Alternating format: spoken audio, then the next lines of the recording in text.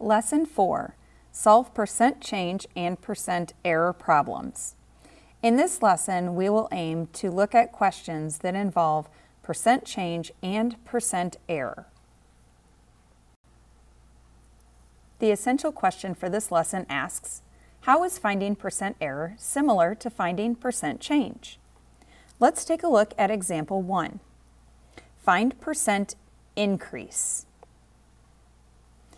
The percent change describes how much a quantity has changed relative to its original amount. The percent change can be an increase or decrease. What is the percent change of the alligator's length? So we're looking at how much did the alligator's length change from last year to this year. So when you look at the picture here, we see that last year, this is the original number. The alligator was 32 inches. Now, as the alligator grew to this year, he is now 38 inches, which means he's bigger. So this is our new value.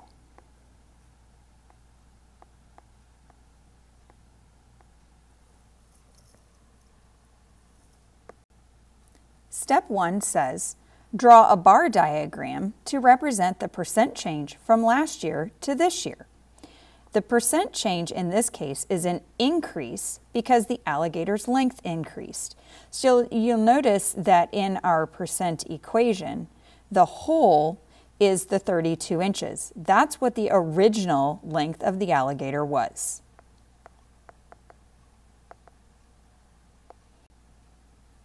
The new length actually gives us information that tells us about the part, which is how much the alligator's length has changed over the course of this past year, from the original amount to the new amount. So the change is a length that is the difference between the old number and the new number. Notice that the blue bar has a total of 32 plus 6, or 38 inches total in length. The part is going to tell us by how much that length changed. That's the 6 inches that you get when you subtract 32 from 38. Now let's look at step 2. Step 2 tells us to use the percent equation to find the percent change. So here is our percent equation, the original equation that we use to find the percent of a number, the whole, or the part. In this case, we're just going to relabel each of these pieces. The part is how much the length of that alligator changed. The whole is the original length, or the original number, and the percent is represented as the percent change. That's the piece that we're looking for here. We want to know what P is.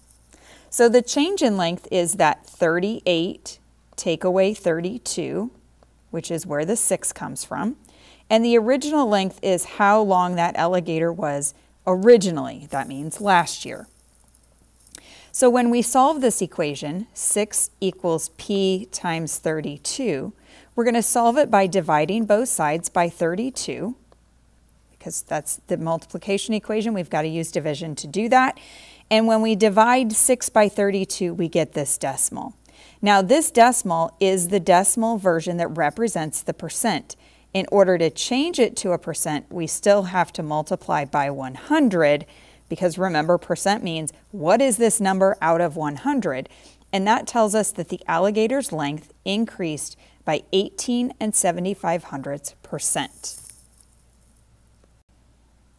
In summary, to solve a percent change question, you need to, number 1, identify the original value. This value is going to represent the whole, or the 100%, in your original equation. Number 2, subtract the original value and the new values, because that difference is going to represent your part. The part will take the place of the part in the percent equation. And then number 3, set up and solve the percent equation. Now let's do the try it question below example 1. What will be the length of the alligator next year if its length changes by the same percent as it changed this year? Well, that percentage, remember, was 18 7/75%, which we know in its decimal form is the same as 0.1875. Okay, I got that from the previous question before we changed it into a percent by multiplying by 100. In this problem, we still have our percent equation. The change in length is the part. The length this year is the, that is the whole. And the percent change P is what we know at this point for the equation. So this time we are given the percent change, and we're going to keep that in its decimal form here. Okay. The length this year is 38 inches, and the change in length is the piece that we don't know. This is the part. So according to my diagram, this piece over here that's longer on the blue bar is the part that we're looking for. So now I'm going to do the multiplication that is shown here in your problem, this piece right here. So I'm going to multiply that 1,875 10,000ths times 38. That's going to tell me that little piece over here on the edge of the blue bar that is not labeled. When I do that multiplication, I get the number 7 125 thousandths. Now remember, that just represents this little part over here on the blue bar. What we know is that the change in length for that alligator is going to be last year's length, or the current value, which is 38, plus that additional growth that the alligator had, sorry about that, that the alligator had from this year to next year. And when we do that addition, we get 45 125 thousandths. So next year, the length of the alligator will be about 45 inches long. Now keep in mind that we did the same equation that we did before, but this time the piece that was missing was the part. So we knew the percent and we knew the whole. That was the original value. So we knew these two values and we had to solve it this time for the part. But in order to finish this question, the part had to be added back to the original number, the 38, in order to get that total length of the alligator.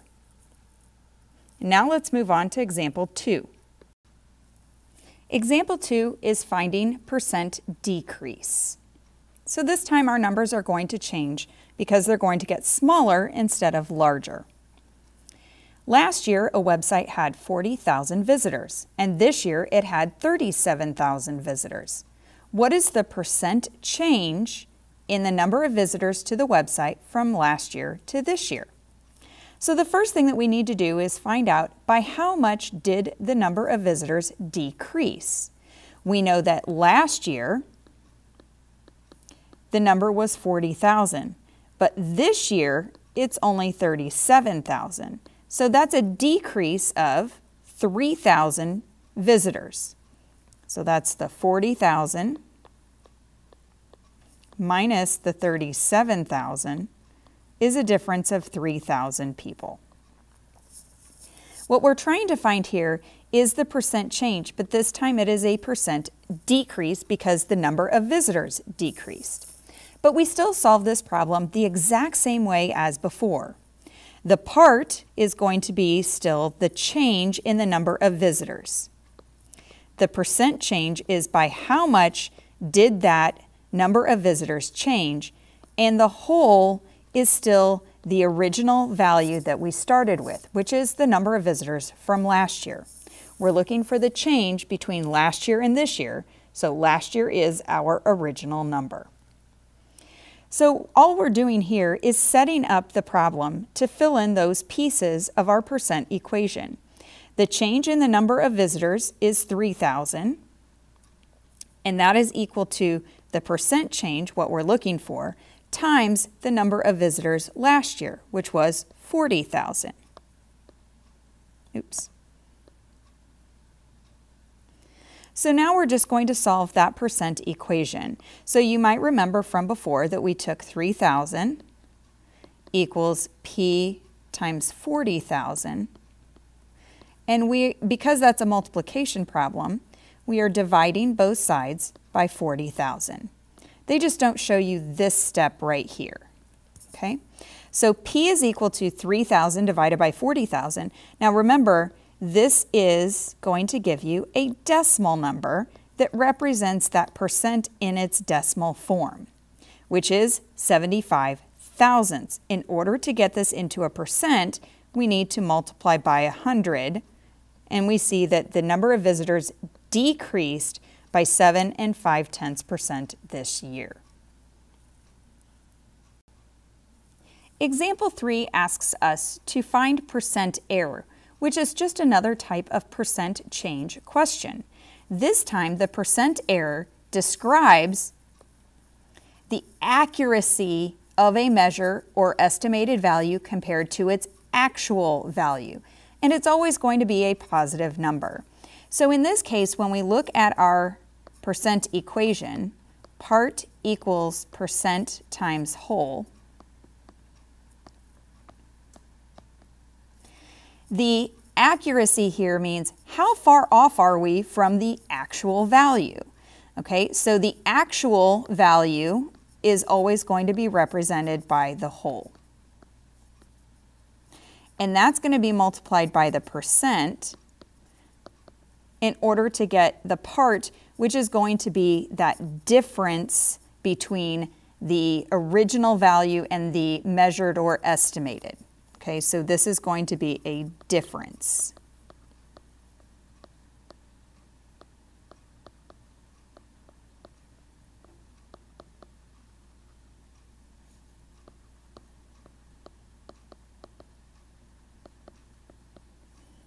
Okay, that's the difference between the actual and the estimated.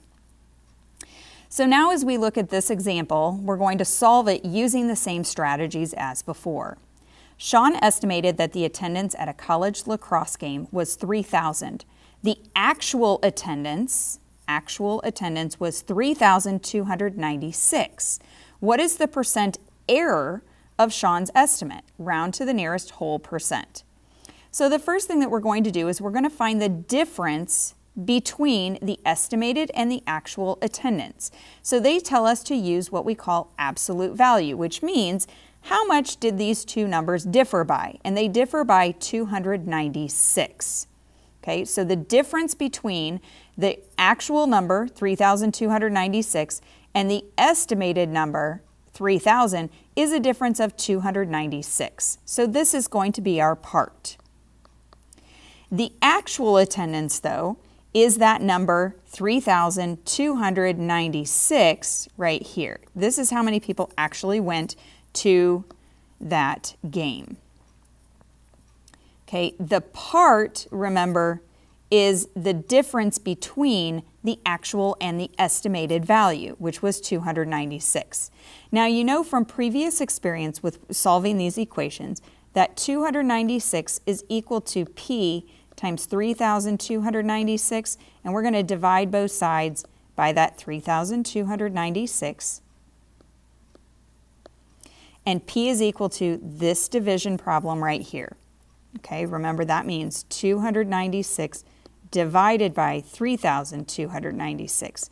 And what that equals is a decimal that's going to fill up your display. And remember that this is a decimal value. To change it to a percent, we need to multiply by 100, and you get 8.98%, which is about 9% error. So Sean was off by about 9% from his estimated attendance to the actual attendance at the college lacrosse game. Now let's take a look at the try it below example 3. The specification for the length of a bolt is 4 75/100 inches.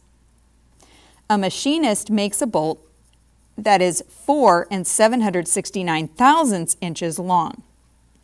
What is the percent error of the bolt's length? So going back to the first sentence where it says the specification for the length of a bolt is 4 and 75 hundredths inch. This is what it should be actually. So when you look at a package, when you go to the hardware store and you look at a package and it tells you how long the bolts, the nails, the fasteners are in that package, then you expect them to be that length. But what really happens is when people are making these fasteners, such as bolts and nails and screws and so forth, they are actually making them, and there is a measure of error. In other words, they're not all going to be exactly 4 and 75 hundredths inches long. So what we have to do is figure out how far off was the machinist who made the bolt that was 4 and 769 thousandths inches long. So let's go back to our percent equation and solving this. The first thing that we need to do, step 1, is we are going to identify the original value. Or in this case, identify what should be the actual value of that bolt. And in this case, the actual value should be 4 and 75 hundredths inches. Okay, next, we are going to subtract to find the difference between the actual and the estimated or measured bolt. In this case, the difference is the difference between 4 and 769 thousandths and 4 and 75 hundredths. And that difference is 19 thousandths.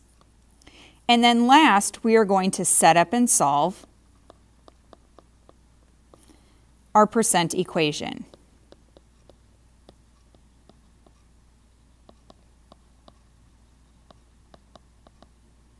So in this equation, the part is the difference between those values, which is 19 thousandths, and that is equal to the percent times the whole, which is the original, what the length of that bolt should be, 4 and 75 hundredths. Now, in order to solve this, it's a multiplication problem, so we're going to divide both sides by 4 and 75 hundredths.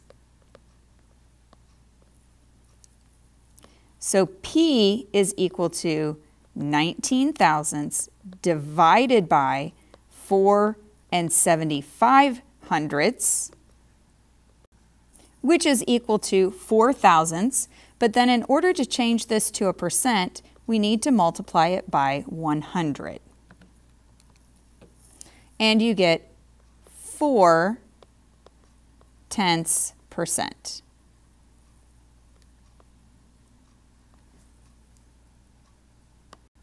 So what that means is the error on the bolt's length was about 0.4% off from where it should have been.